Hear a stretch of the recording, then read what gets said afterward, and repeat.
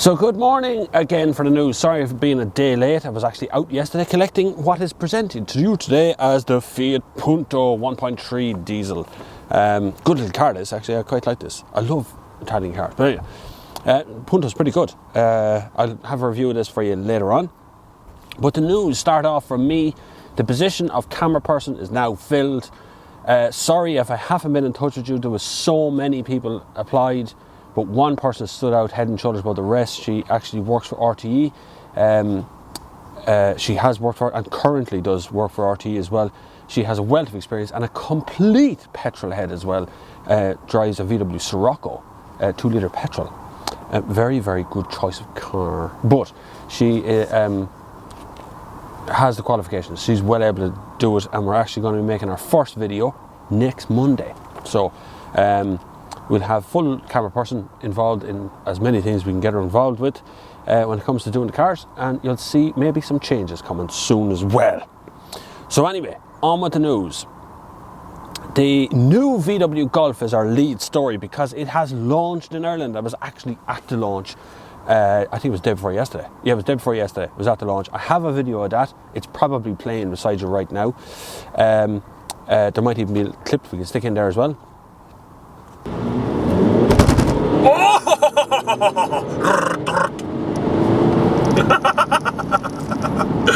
I'm such a child. Honest to God, you can make me nowhere.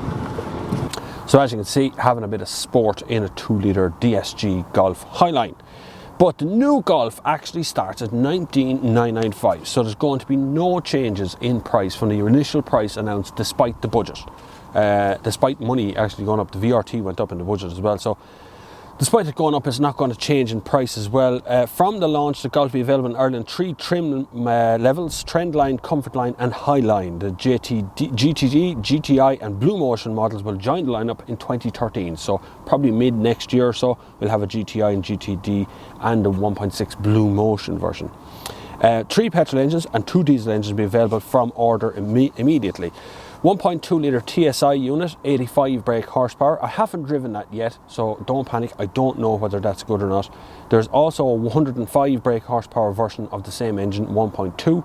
Then my absolute favourite 1.4-litre TSI, 140 brake horsepower with active cylinder technology is also available. Highly recommended engine, very, very good. Driven it a couple of times now. That is extremely efficient, but it's good fun and makes great noises as well. There will be 2 diesel engines at launch, a 1.6-litre TDI 105 brake horsepower, it's a decent little car, and a 2-litre TDI 150 brake horsepower, which is smooth as silk. Absolutely gorgeous engine that it really is. So quiet and so efficient, but tons of torque. All new Golf models, both diesel and petrol, come with a start-stop system as standard, along with battery regeneration. A 90 brake horsepower diesel will follow in Q2 of 2013. You'll have a 5 and 6-speed manual, 6 and 7-speed DSG units, and DSG, by the way, has now been rolled out across the range, so you can have it from the entry level 1.2. I think it's €1,750. Don't quote me on that one, but think about that one. Now, the Golf will also come with 7 airbags, driver's knee airbag, 5 3-point seat belts in it, ABS with ESP and XDS, electronic differential lock and ISOFIX preparation, 2 rear child seats. The XDS system is on all of the Golfs. I asked that at the press conference. And it does make a massive difference in handling. It's absolutely brilliant. You don't even notice it. It's not like traction control that kills all the power and all the fun and everything else that you're having. XDS is just there. You put your boot down and the car delivers power. That's all that happens, no matter what kind of surface you're on. There's also finance packages available. VW Bank has done a superb job of giving out an enormous amount of money this year to make sure people get on the road.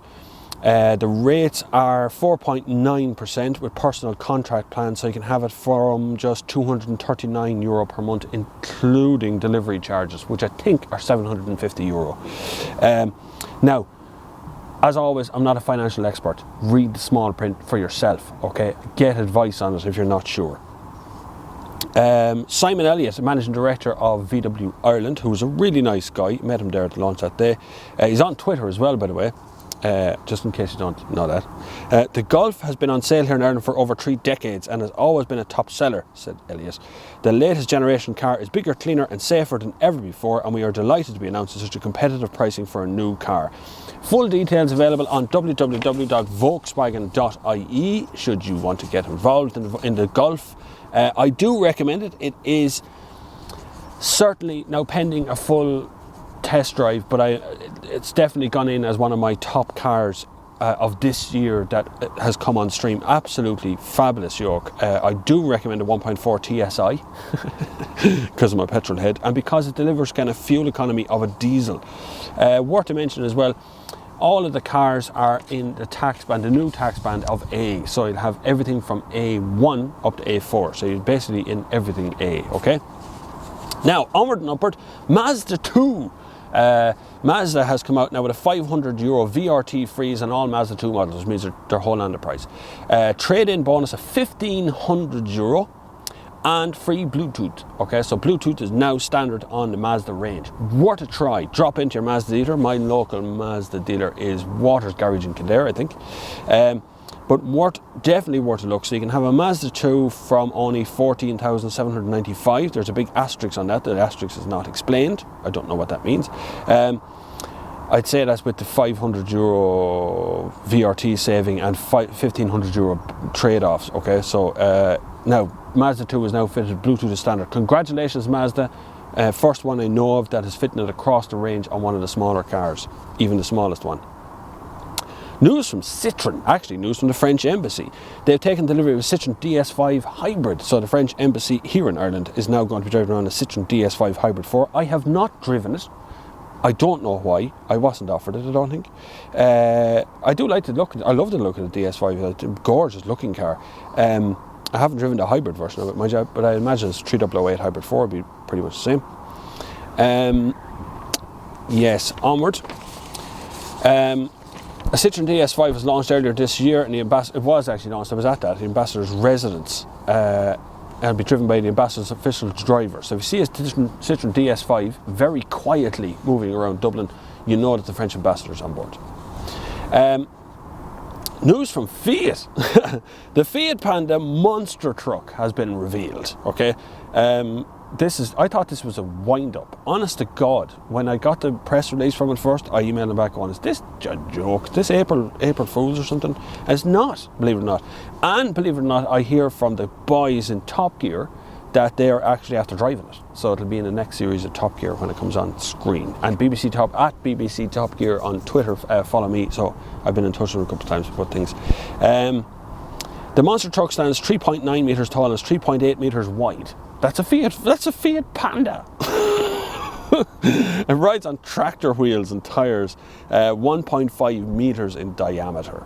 So that's worth a giggle. If nothing else, it's always worth a giggle. Now, quick news today. That's the end of the news. We've already done it. Congratulations if you've made it this far. I'm going to have a competition on the next news. I have a few goodies to give away, a few little bits and pieces that have been given to me over the last 12 months. There'll be some diaries, and there's a huge big BMW book, which is beautiful, but it's massive. So that competition is going to be only open to Ireland, right? I'll deliver that myself. It would be cheaper than to go up to the post office to get it posted, because it's about 9 stone. But it's a beautiful, beautiful book. A few diaries, pens, and USB keys, and loads of things. So next Wednesday will be the next news, which will contain that competition. And the competition is going to be a proper competition, a bit of a laugh. We'll try and get it delivered before Christmas, so you can have a little Christmas presents. One more news, I think, between here and Christmas, if not somewhere around that. And there'll be 5 or 6 reviews. Plus this week coming, we'll have the top 10 cars of the year video, which will be out, I hope, this weekend. If I could just stop changing the top 10, it'd be brilliant. Then I'll actually get the video finished. But it's an epic sort of a video. It might break it into 2 parts because it might be a bit long. I mean, it's not. I can put up hours of video onto YouTube in one go, direct to account, but I don't want it to be too long. I'm sitting there for hours.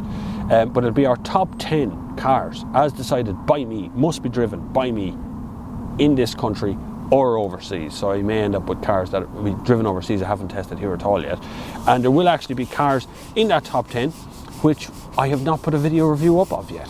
So now, there you go. There'll be a roundup at the end of all the cars I've driven this year that will be worth watching. So, see you on the far side.